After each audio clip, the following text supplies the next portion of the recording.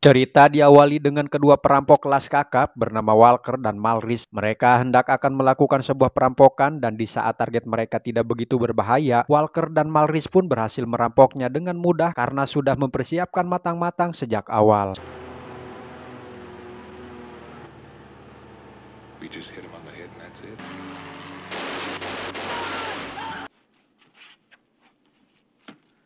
Setelah berhasil dalam perampokan tersebut dan setelah menghitung uang hasil merampok mereka, Malris menganggap jumlah uang yang didapatkan tidak sebesar apa yang diharapkan. Dan Walker belum mendapatkan bagian uang hasil dari aksi perampokan tersebut. Dan inilah Point Blank.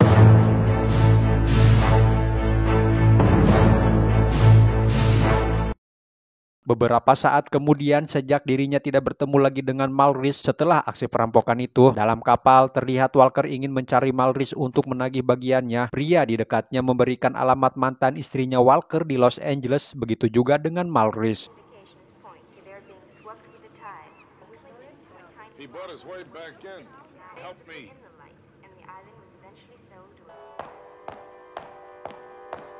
Saat itu juga Walker menuju Los Angeles dengan menemui mantan istrinya yaitu Lenny. Tanpa punten-punten acan Walker masuk ke rumahnya, dia pikir Malris berada di kamarnya. Di situ Lenny memberitahunya bahwa Malris sudah pergi 3 bulan yang lalu dan menceritakan kisah masa lalu mereka bertiga. No, I can't. Walker menginap di rumahnya Lenny untuk sementara waktu. Beberapa saat kemudian dia terbangun dari tempat tidurnya di mana dia penasaran dengan keadaan Lenny di kamar. Dia pun pergi ke kamarnya Lenny dan melihat Lenny yang sudah terkapar di kasurnya. Dia mokad karena terlalu banyak mengkonsumsi obat tidur karena selalu stres dan cicilan yang menumpuk apalagi BBM semakin mahal. Tak sengaja dia melihat seseorang pria di balik kaca. Si pria mengangkat tangannya kepadanya seolah-olah itu adalah sebuah isyarat. Di saat bersamaan ada si pemuda di mana Walker mencangkemosnya masuk ke dalam. Dia memberitahu orang yang bernama Stigman dan memiliki banyak mobil.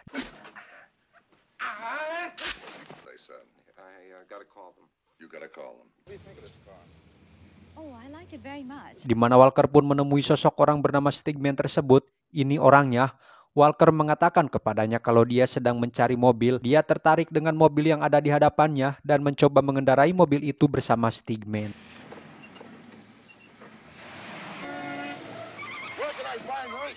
Sekonyong-konyong Walker menyetir mobil itu tidak karuan dan membuat mobil Stigman rusak.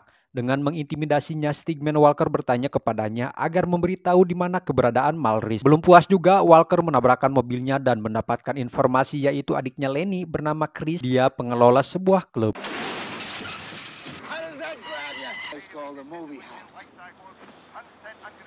Setelah tahu alamat lokasi Chris dari Stigman, dia langsung mengunjungi ke klubnya Chris dengan bertanya kepada seorang perempuan yang merupakan teman lamanya. Dia meminta untuk menuliskan alamatnya Chris. Lantunan musik yang menghibur para pengunjung klub, mereka begitu menikmati irama musik dari sang vokalis. Saat yang sama terlihat Stigman bersama Malris bersama mobilnya yang sudah dibuat ringsek oleh Walker. Malris berkata kepada Stigman apakah dia mengatakan tentang dirinya. Meskipun Walker tidak membunuhnya, tetapi sudah membuat mobilnya hancur dan meyakinkan Malris kalau dirinya tidak mengatakan apa-apa. Di mana Malris meminta Stigman untuk mencari Walker dan dia tidak peduli bagaimana Stigman melakukannya atau bahkan dengan cara menghabisinya. Di dalam klub mereka menemukan Walker dan mencoba menghabisinya. Tetapi dengan kemampuan mereka saja belum cukup untuk mengalahkan Walker. Apalagi si Walker banyak minum Power F, ditambah lagi dia sering melihat Andy Cobra di TikToknya. Jadi bagi Walker mereka hanya orang-orang yang kalah main Ludo kemarin sore.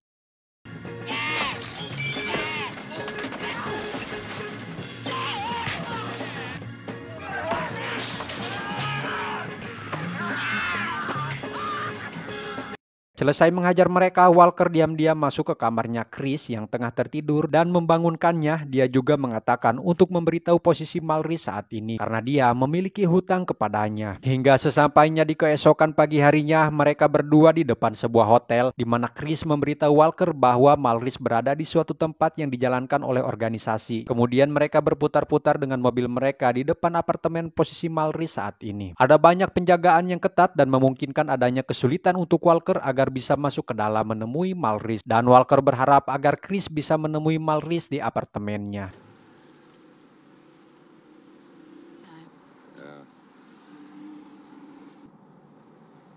What's up to you?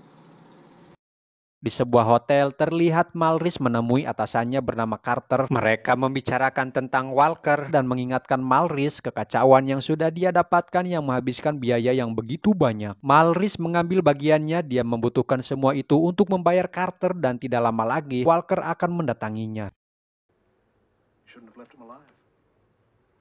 Terlihat Chris berjalan menuju lift untuk menemui Carter di kamarnya, sementara Walker menahan dua penjaga dan menyuruh mereka untuk mengikat kaki mereka masing-masing, lalu menghubungi polisi agar datang ke lokasi mereka seolah-olah sedang darurat. Bermunculannya mobil polisi adalah bagian dari rencana Walker untuk bisa masuk ke apartemennya pada saat para penjaga teralihkan di luar, sehingga menjadi kesempatan dia berjalan dengan santai memasuk lift, dan sesampainya di atas, dia mengikat kedua para penjaga. Malris yang asik melakukan penghencetan dengan Chris pun tidak menyadari kalau Walker diam-diam telah memasuki kamarnya dan mengganggu penghencetan tersebut. Sambil menodongkan sepucuk pistol kepada Malris dan menagih uangnya, tetapi Malris mengatakan bahwa semua uangnya sudah dia berikan semuanya kepada organisasi, di mana dia mendapatkan daftar nama-nama orang yang terlibat dengan uang bagiannya, dan Malris mengakhiri hidupnya dengan cara seperti itu. I want you this way, Mal.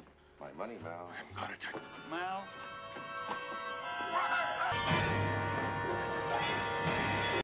Setelah kejadian terjatuhnya Malris, terlihat Walker hanya berdiri disertai raut wajah datar. Pada saat berada di telepon umum, muncul si pria botak yang akan membantunya mencari Carter. Dengan terang-terangan saat itu juga dia mendatangi Carter dan menagih hutangnya yang senilai $93.000, lalu memberitahunya kalau Malris sudah moka dan sekarang Walker akan menagih hutang kepadanya, jika tidak dia akan membunuhnya. Meskipun Carter mengatakan dengan siapa Walker berurusan, tetapi dia tidak peduli dan dia ingin uangnya dalam waktu 12 jam.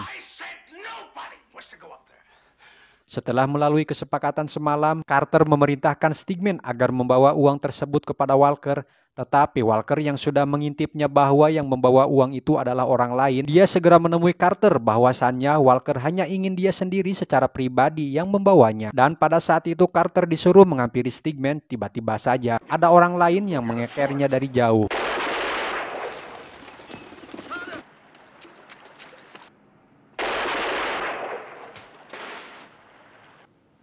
Walker pun bingung siapa yang melakukannya. Dia menghampiri jasad Carter dan mengambil dompetnya, dan setelah mengetahui ternyata itu uang palsu alias kertas biasa. Setelah itu kemudian dia menemui si botak. Dia memberitahu target berikutnya adalah Brewster yang besok akan melakukan pertemuan.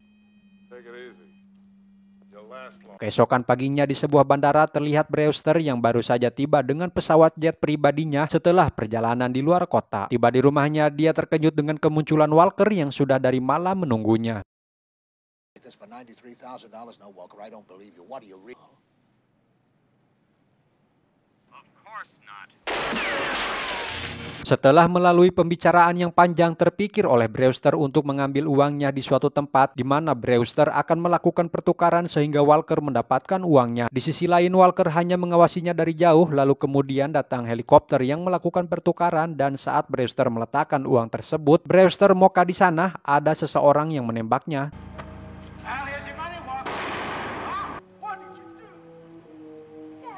Ternyata itu adalah si botak dan orang yang mengekernya, dan dia mengatakan kalau Brewster adalah target terakhirnya. Terlepas dari itu semua, ternyata semua itu hanya bagian dari rencananya si botak untuk mementingkan kekuasaannya sendiri lalu meninggalkan uang itu di sana. Tamat. Rage on that beat, gon' crave.